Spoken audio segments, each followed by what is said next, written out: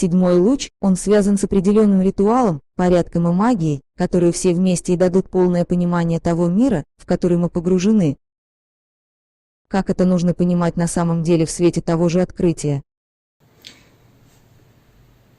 Мы сейчас попробуем разложить суть самого открытия в звуке, свете и цвете, которое было сделано на уровне энергии или качества седьмого подлуча в этом же самом качестве седьмого же подлуча этого седьмого подлуча. То есть мы попробуем разобраться, как, собственно, работает сам ум человека и та вселенная, которая его окружает и которой он пытается управлять с помощью этого же самого ума. И вот этот механизм мы попробуем разобрать с помощью постижения всего того же ума через сам же этот ум. То есть через восприятие его с того же самого уровня ритуала, порядка и магии. И здесь мы сразу же приходим к определенного рода выводам. Тем выводам, которые и является основой характеристики вот этого открытия с уровня уже ума или с уровня седьмого подлуча. И вот эта характеристика, она вот будет примерно звучать следующим образом, что природа границ, разделяющие сопредельные с человеческой реальностью Вселенной, может быть понята умом человека лишь тогда, когда он выйдет этим умом за пределы той Вселенной, в которой сам этот ум пребывает. И понимание природы границ, разделяющих Вселенные, позволит человеку открыть их для всего человечества и проникнуть этому же человечеству в суть всего божественного существования. То есть мы здесь заявляем о том, что сам человеческий ум может превратиться уже в божественный ум, если он сумеет преодолеть с помощью определенного ритуала, порядка и магии те две границы, которые и разделяют эту микровселенную, микрокосм человека от его макрокосма, от того космоса, который действительно имеет место быть за пределами существования нынешнего человечества. И это не тот внешний космос, который обычно имеет в виду человек, когда смотрит в ночное небо. Это еще и тот космос, который находится как бы в глубине этого Тора и проявляет себя через тот портал, который находится в самом этом глубинном Торе, и этот портал и выводит из другого космоса в нашу реальность все те знания инопланетян, которые применяются сегодня человечеством для того, чтобы обустроить этому же человечеству определенного рода, хорошую, благоприятную, удобную для него же жизнь. Жизнь, которая, в принципе, нужна для инопланетян, чтобы они могли пользоваться человеческими формами для реализации своих интеллектуальных возможностей и способностей. Никак не мудростью, ибо инопланетяне мудростью никакой не обладают. Они обладают определенного рода интеллектом, определенного рода умом, который сугубо детерминирован на тех или иных проявлениях форм, и этот ум пытается эти формы уложить в некую вид порядка, в некий вид тех систем, которые, собственно, сегодня окружают человека. Поэтому стремление человека проникнуть действительно в космос или за границы его микровселенной, его микрокосмоса, в который он вынужден пребывать, этот микрокосмос, собственно, человека, в котором он существует, ограничен от макрокосмоса, который находится в за пределами не приступи кольца и за пределами не приступи порога, за двумя границами, вот этот самый космос и является тем местом, куда, собственно, должен стремиться человек, чтобы понять истинную природу возникновения и самого звука, истинную природу появления самого света в той реальности или в том микрокосме, в котором он, этот человек, и проявлен. В действительности мы должны понимать, что тот звук, который исходит из сути самой материи, есть следствие проявления выделяющейся из этой самой материи субстанции.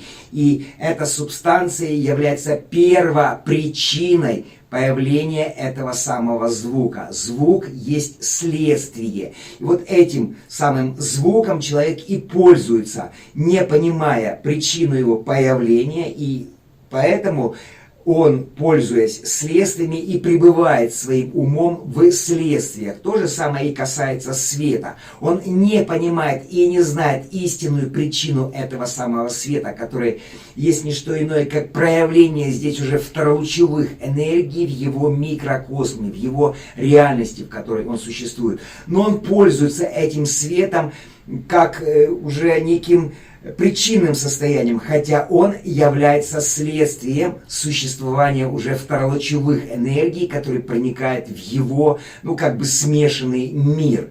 И поэтому, если человек познает суть двух границ, которые разделяют его реальность с другими сопредельными с ним же реальностями, тогда он сможет эти границы определенным образом ими управлять. Эти границы становятся для него уже определенного рода открытыми. И если это открытие границ произойдет, то человек получит доступ к неограниченному количеству того, что мы называем как энергии, то есть то, с помощью чего человек и осуществляет строительство, и, соответственно, и человек получит доступ к субстанции или того материала, с помощью которого он выстраивает всю ту реальность, в которой он живет. Сам же человек является никем иным, как агентом,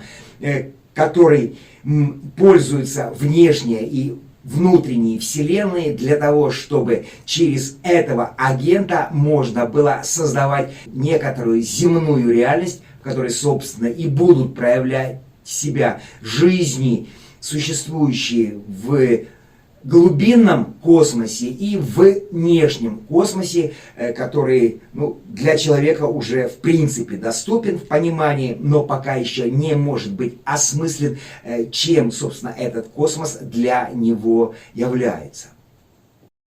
Другими словами, проблема состоит в признании человеком двух границ, не приступи кольца, о которых утверждает оккультизм, но о которых ничего не знает наука. Признание этих границ и даст человечеству возможность в постижении их сути.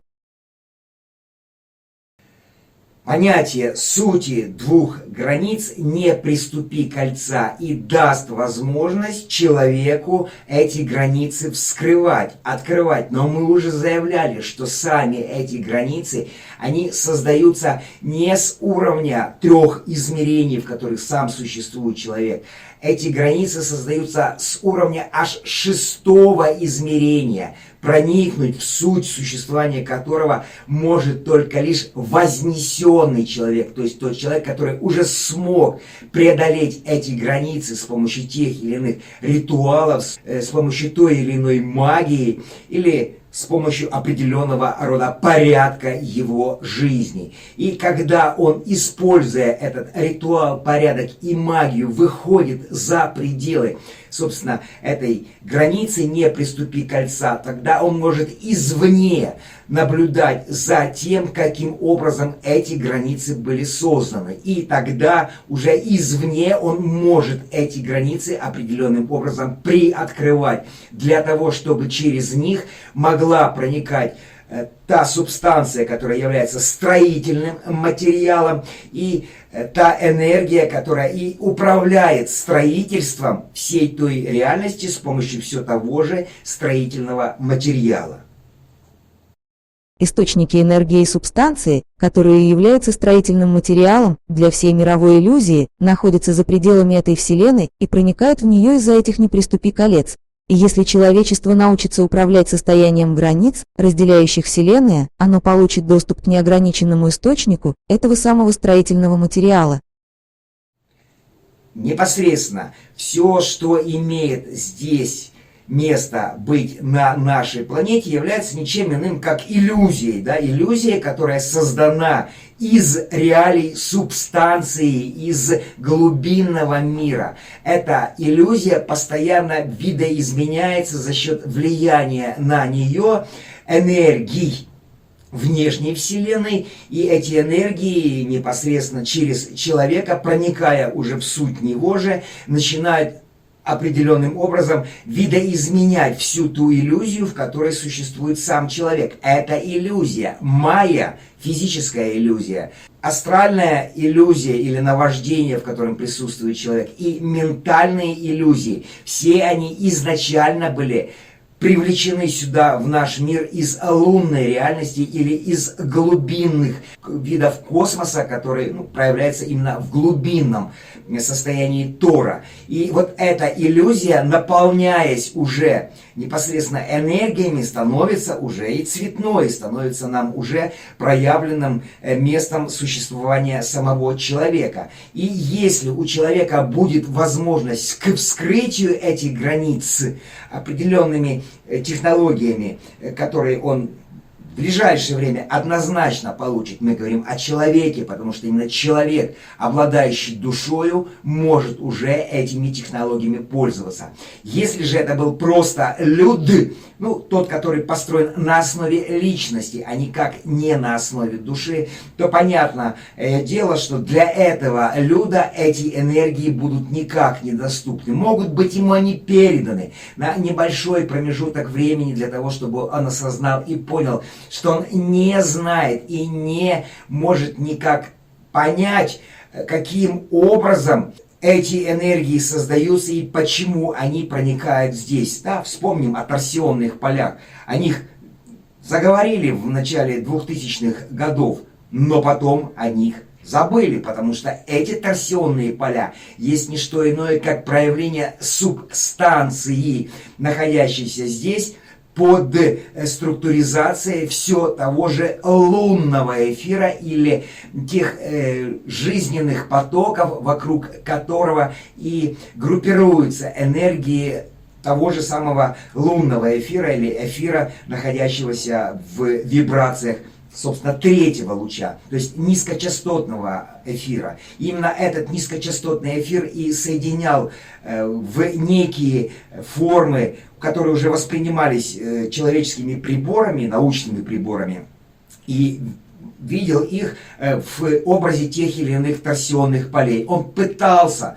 человек прошлого, 20 лет назад, эти торсионные поля осмыслить и использовать их. Все ученые, которые занимались исследованием торсионных полей, уже сегодня не живут, они уже умерли. Только лишь по той причине, что они пошли в постижение тех знаний, которые были им недоступны. То есть сами, будучи построенными на основе линга-шариры или на основе брутального тела, они пытались вникнуть в суть существования тех же брутальных эфирных энергий, да, которые создают весь основу всего вот этого нашего субстанциального существования мира в нижних планах человеческого существования. Мы говорим нижние планы и физического, и эмоционального, и ментального плана, вот эти уровни. И проникнув в брутальное состояние, это же брутальное состояние и разрушило сначала умственный потенциал или умственные возможности, или умственное вещество человека, читу, которое тоже создано на основе все того же брутального тела или эфирного тела, лунного проявления энергии. И разрушая с помощью этих же лунных энергий свою базу, основу, которая создана на все том же брутальном, разрушительном теле, они и достигли той цели, которая была им, собственно, поставлена для их личностей. Разрушить личность, в которой должна бы присутствовать душа. Но души там не было, и в результате этого все эти ученые, без исключения, которые говорили о звуках, о словах, о тех мыслях, которые приходят им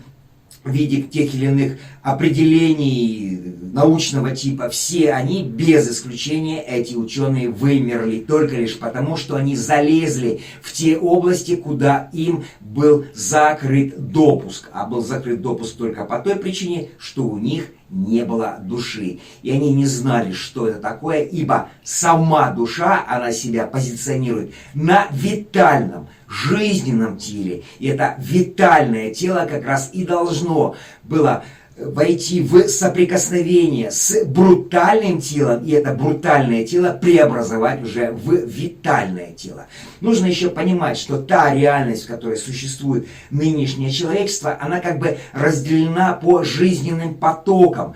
Если внешняя Вселенная и та внутренняя Вселенная, которая должна восприниматься человеческим умом, существует, и она создана таким образом, что жизненные потоки эволюционного и инволюционного типа соединены там как бы вместе, в цельность, в единость. То есть и инволюционные и эволюционные жизненные потоки, или сама жизнь, она как бы совмещена в цельность, то здесь, в человеческой реальности, они разделены. И разделены на проявлении в самом же человеке личности. Это те потоки, которые имеют отношение к лунному проявлению жизни, и к проявлению у человека души. Это солнечные проявления энергии. И вот они между собой сегодня никак еще не совмещены. В человеке присутствует либо сугубо его личность, либо сугубо его душа. Хотя вместе они, и душа, и личность, должны существовать в единой цельности. И в этом и заключается, собственно, эволюция самого человека, чтобы соединить разделенное здесь некое единое цельное, чтобы и восходящие и нисходящие потоки жизни были цельными и были совмещены в одно цельное существование жизни, а не так, как у нас, в существовании отдельно смерти и отдельно жизни. Жизнь и смерть должна быть совмещена в некое цельное единство, и тогда уже человек действительно избавится от состояния своей смертности и перейдет уже в сугубо бессмертное состояние, бессмертное, то есть без того, что действительно ему требуется быть, как всегда.